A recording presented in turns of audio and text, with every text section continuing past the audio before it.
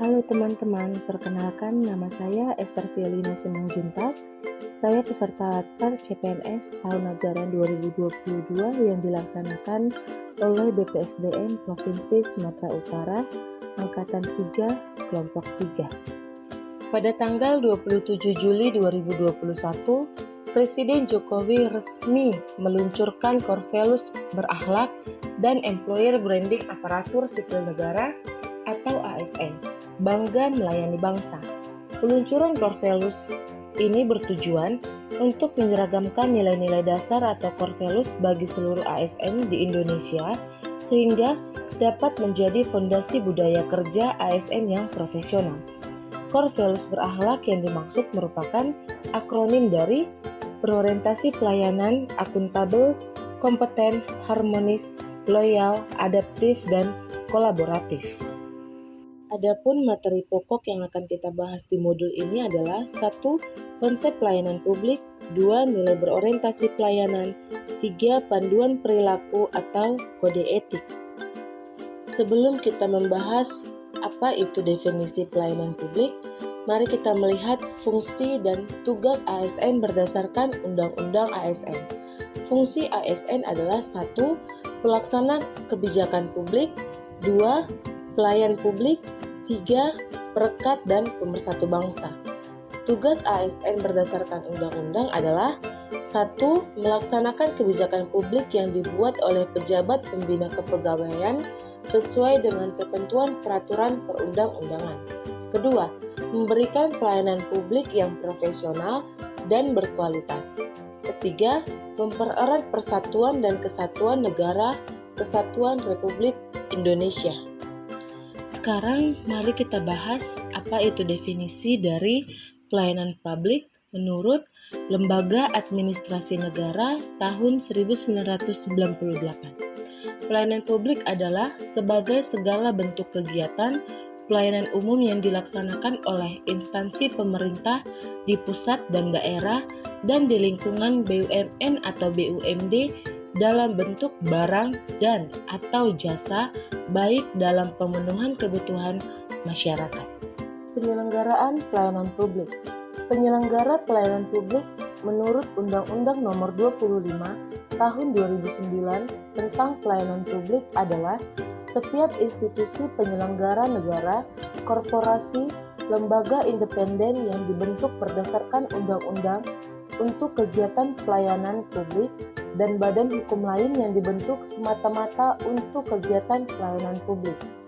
Unsur penting yang harus ada dalam penyelenggaraan pelayanan publik adalah 1.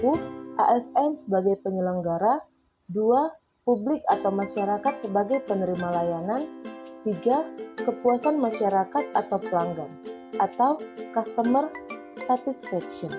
Selanjutnya, mari kita bahas prinsip dalam pelayanan publik. Ada 9 prinsip dalam pelayanan publik, yaitu 1.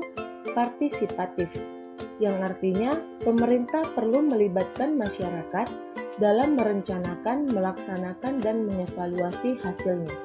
Kedua, transparan, yang artinya penyelenggara pelayanan publik harus menyediakan akses bagi warga negara untuk mengetahui segala hal yang terkait dengan pelayanan publik yang diselenggarakan. Ketiga, responsif, yang artinya pemerintah wajib mendengar dan memenuhi tuntutan kebutuhan warga negaranya, tidak hanya terkait dengan bentuk dan jenis pelayanan publik yang mereka butuhkan, akan tetapi juga terkait dengan mekanisme penyelenggaraan layanan, jam pelayanan, prosedur, dan biaya penyelenggaraan pelayanan. Keempat, tidak diskriminatif, yang artinya pelayanan publik yang diselenggarakan oleh pemerintah tidak boleh dibedakan antara satu warga negara dengan warga negara lain. Yang kelima, mudah dan murah. Mudah artinya berbagai persyaratan yang dibutuhkan tersebut masuk akal dan mudah untuk dipenuhi. Murah artinya biaya yang dibutuhkan oleh masyarakat untuk mendapatkan layanan tersebut terjangkau oleh seluruh warga negara. Keenam, efektif dan efisien, yang artinya penyelenggaraan pelayanan publik harus mampu mewujudkan tujuan-tujuan yang hendak dicapainya dan dilakukan dengan prosedur yang sederhana, tenaga kerja yang sedikit, dan biaya yang murah. Ketujuh, aksesibel, yang artinya pelayanan publik yang diselenggarakan oleh pemerintah harus dapat dijangkau oleh warga negara yang membutuhkan dalam arti fisik dan non-fisik. 8. Akuntabel, yang artinya penyelenggaraan pelayanan publik dilakukan dengan menggunakan fasilitas dan sumber daya manusia yang dibiayai oleh warga negara melalui pajak yang mereka bayar. 9. Berkeadilan, yang artinya salah satu tujuan yang penting adalah melindungi warga negara dari praktek buruk yang dilakukan oleh warga negara lain. Panduan perilaku atau kode etik terdiri atas 1. Memahami dan memenuhi kebutuhan masyarakat. 2. Ramah, cekatan, solutif, dan dapat diandalkan. 3. Melakukan perbaikan tiada henti.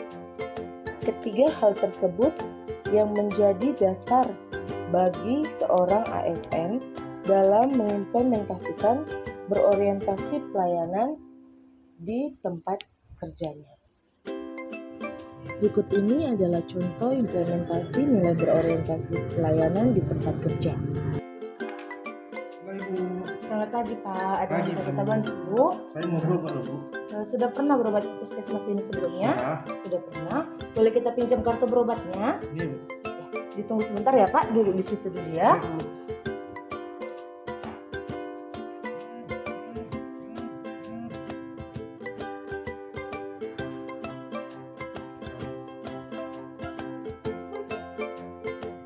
Ini Pak kartu berobatnya.